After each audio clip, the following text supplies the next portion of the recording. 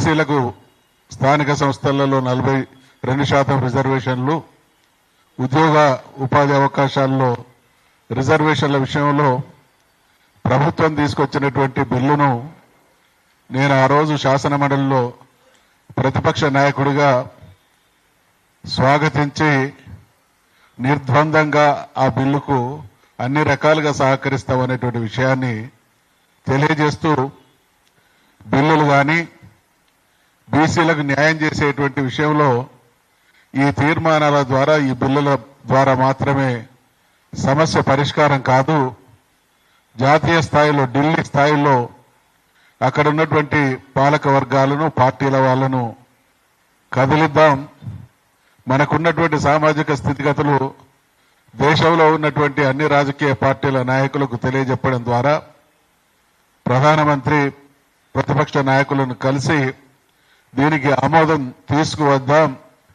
ఆ క్రమంలో ముఖ్యమంత్రి గారి నేతృత్వంలో ఒక డెలిగేషన్ వెళ్ళాలి అనేటువంటి మేము సూచన చేస్తే ప్రభుత్వం నుండి కూడా తప్పకుండా ఢిల్లీకి డెలిగేషన్ గా వెళ్దాం, దీనికి చట్టబద్ధత తీసుకురావడంలో సంపూర్ణంగా మీ అందరి సహకారం అవసరం అనేటువంటి విషయాన్ని వాళ్ళు మనవి చేస్తే మేము అంగీకరించడం జరిగింది.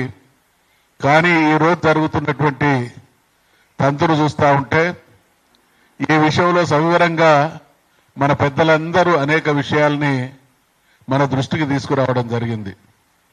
ఈశ్వరయ్య గారు, చిరంజీవి గారు, జాజుల శ్రీనివాస్ గౌడ్ గారు నాతో ఏకీభవించినా ఏకీభవించకున్నా we are beating around the bush.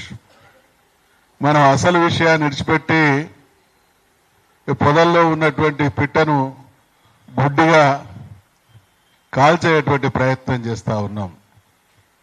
ఒక్కసారి దేశానికి స్వాతంత్రం సిద్ధించిన నాటి నుండి నిన్న బిల్లు ప్రవేశపెట్టే వరకు పాలక వర్గాలు అవలంబించినటువంటి వైఖరిలలో బీసీలకు న్యాయం చేసేటువంటిది మీకెక్కడన్నా కనబడితే కనబడవచ్చు, కానీ దయచేసి చాలా మంది భూతద్దం పెట్టి చూస్తారు. నేను టెలిస్కోప్ పెట్టి చూసినా కూడా నాకు ఎక్కడ వాళ్ళు న్యాయం చేసేటువంటి దిశగా ఆలోచనలు చేసినట్టు లేదు అనేటువంటి విషయాన్ని మనవి చేస్తా ఉన్నాం. ఈడ గతంలో నేను మనవి చేసిన ఈ దేశంలో మొదటి నుండి బీసీల పట్ల భయంకరమైనటువంటి కుట్రలు సాగుతా ఉన్నాయి. దేశ స్వాతంత్రోద్యమంలో బీసీల ప్రమేయం ఉంది, దేశ ఆర్థిక పునర్నిర్మాణంలో బీసీల ప్రమేయం ఉంది. కానీ రాజ్యాధికారంలో కానీ సంపదను అనుభవించడంలో కానీ మనకు వాటా లేకుండా చేసిల్లో అనేటువంటి వాస్తవాన్ని కూడా మనం గ్రహించాల్సినటువంటి అవసరం ఉంది. నేను మనవి చేస్తున్నటువంటి భయంకరమైన కుట్ర ఏంటంటే రాజ్యాధికారంలో ఉన్నటువంటి ఆధిపత్య కులాలు సంపదను కూడా కేంద్రీకరించి వాళ్ళ దగ్గర కేంద్రీకృతమయ్యేటువంటి విధానాలను అవలంబించి చివరికి బీసీలకు టిక్కెట్లు ఇచ్చినా మళ్లీ డబ్బులు వాళ్ళే ఇచ్చి పోటీ చేసేటువంటి పరిస్థితిని కల్పించి బీసీలను శాశ్వతంగా ఒక రకమైనటువంటి దుర్మార్గంలోకి నెట్టివేసిల్లనేటువంటి విషయాన్ని మనవి చేస్తా ఉన్నాం.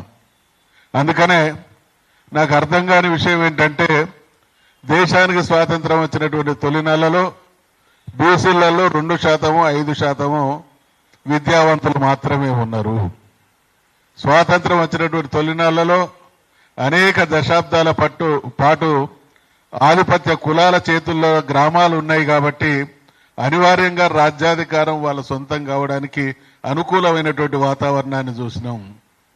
ఇవాళ 100% మంది మన విద్యార్థులు అనేక రంగాల్లో అనేక విధాలుగా ప్రభావం చూపిస్తున్నటువంటి పరిస్థితులలో మన వాళ్ళ ఆలోచన జ్ఞానం చైతన్యం పెరిగినటువంటి పరిస్థితులలో ఎవడో ఏదో చేస్తాడు, వాళ్ళకు దరఖాస్తులు ఇచ్చి దండం పెట్టుకోవాల్సినటువంటి అవసరానికి భిన్నంగా మన సమాజాన్ని గనక మనం చైతన్యవంతం చేయగలిగితే ఇందాక చిరంజీవి గారు చెప్పినట్టు తమిళనాడులో మేము ఇచ్చేవాళ్ళం తప్ప అడుక్కునేటోళ్ళం కాదు అనేటువంటి ఆత్మగౌరవ నినాదం తమిళనాడులో కొనసాగుతా ఉన్నది.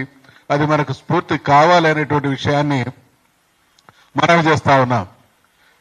వాళ్ళంతటా వాళ్ళు హామీలు ఇచ్చిళ్ళు, వాళ్ళంతటా వాళ్ళు మళ్ళీ ఇచ్చినటువంటి హామీలు నిలబెట్టుకోవడంలో వెనుకకపోతే అటు కోర్టులు కానీ బీసీ సంఘాలు కానీ తీవ్రమైనటువంటి ఒత్తిడి తీసుకొస్తే చలనం వచ్చింది.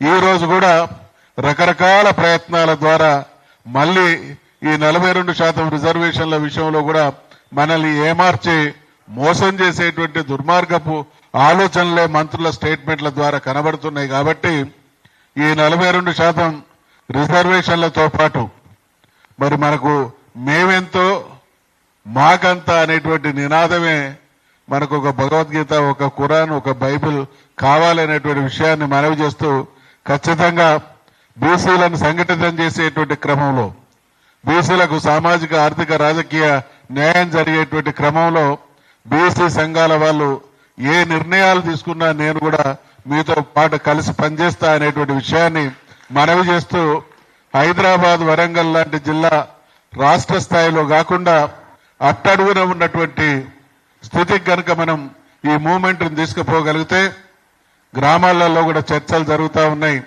చలనం వస్తూ ఉంది, వాస్తవాలను గ్రహిస్తా ఉన్నారు. కాకుంటే మనం ఇక్కడ ఉన్నటువంటి పై స్థాయి నాయకులం కింది స్థాయి వరకు సంబంధాలు ఏర్పరచుకొని వాళ్ళలో విశ్వాసాన్ని కలిగించేటువంటి వాతావరణం ద్వారా మనం ఒక శక్తిగా తయారయ్యేటువంటి అవకాశం ఉంది. కాబట్టి దేశాన్ని చూస్తున్నాం, రాష్ట్రాలను చూస్తున్నాం. చాలా మంది మీ కుల జనాభా ఎంత అంటే 5%, 10% అంటా ఉన్నారు. ఈ దేశంలో ఈ రాష్ట్రంలో రాజ్యాధికార మార్పిడి 2-3%తోనే జరుగుతూ ఉన్నది.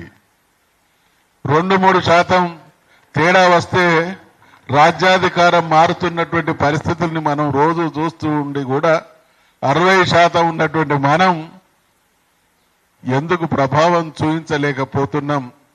మనం ప్రభావం చూపించలేకపోయేటువంటి పరిస్థితే శత్రువుకు ఆసరాగా ఆయుధంగా మారింది. కాబట్టి మనం వాళ్ళ దగ్గరికి పోయి దరఖాస్తులు ఇవ్వడం కాదు, మనం వాళ్ళను ఏకీకృతం చేసుకోగలిగితే ఈరోజు ఆధిపత్యంలో కొనసాగుతున్నటువంటి వాళ్ళు సుదీర్ఘకాలం అవసరం లేదు, మన జీవిత కాలంలోనే వాళ్ళు మన దగ్గరకు వచ్చేటువంటి వాతావరణాన్ని సృష్టించవచ్చు అనేటువంటి విషయాన్ని మనవి చేస్తూ బీసీ సంఘాల నాయకులు కావచ్చు, బీసీ నినాదంతో ఎక్కడి వారక్కడ ఎవరు పనిచేసినా పనిచేసేటువంటి ప్రతి వ్యక్తిని కూడా మనం ఎంకరేజ్ చేద్దాం.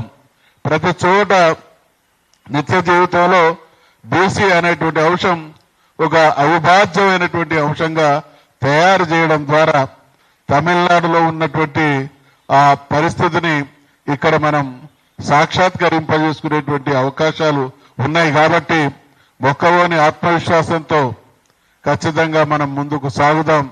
ముందుకు సాగేటువంటి పరిస్థితులలో ప్రతికూలతలు ఎదురైతే మనం అందరం ఒక్కటై దాన్ని ఎదుర్కొందాం అనేటువంటి విషయాన్ని మనవి చేస్తూ ఈ 42% రిజర్వేషన్లు అమలు చేసి మాత్రమే ప్రభుత్వం ఎన్నికలకు పోవాలని ప్రభుత్వాన్ని డిమాండ్ చేస్తూ దానికి భిన్నంగా ఏదైనా జరిగితే తప్పకుండా బీసీ లోకం దగ్గుమనేటువంటి పరిస్థితికి పాలక వర్గాలే బాధ్యత వహించాలనేటువంటి హెచ్చరికను కూడా చేస్తూ మనం ఇప్పటి నుండి జరిపేటువంటి కార్యక్రమంలో అటువంటి హెచ్చరికలు, అటువంటి మరి సంకేతాలు ప్రభుత్వానికి ఇవ్వాల్సినటువంటి బాధ్యత కూడా ఉంది అనేటువంటి విషయాన్ని మనవి చేస్తూ మేము ఈ వేదిక నుండి సోమాజిగూడ ప్రెస్ క్లబ్ లో జరుగుతున్నటువంటి ఈ వేదిక నుండి రాష్ట్ర ప్రభుత్వానికి విజ్ఞప్తి చేస్తా ఉన్నాం, హెచ్చరిస్తా ఉన్నాం, డిమాండ్ చేస్తా ఉన్నాం. 42% రిజర్వేషన్లు కనుక అమలు జరగకుండా మీరు చేసేటువంటి ఏ నిర్ణయమైనా తెలంగాణలో ఉన్నటువంటి బీసీల ఆత్మ గౌరవాన్ని దెబ్బతీసేటువంటి కుట్రగా పరిగణిస్తామనేటువంటి విషయాన్ని తెలియజేస్తూ సెలవు తీసుకుంటా ఉన్నాం. జై తెలంగాణ, జై బీసీ. థ్యాంక్ యూ అన్న, మీకు ప్రత్యేకమైన ధన్యవాదాలు అన్న. మా వెంట నడుస్తాం, మీ బీసీ సమాజం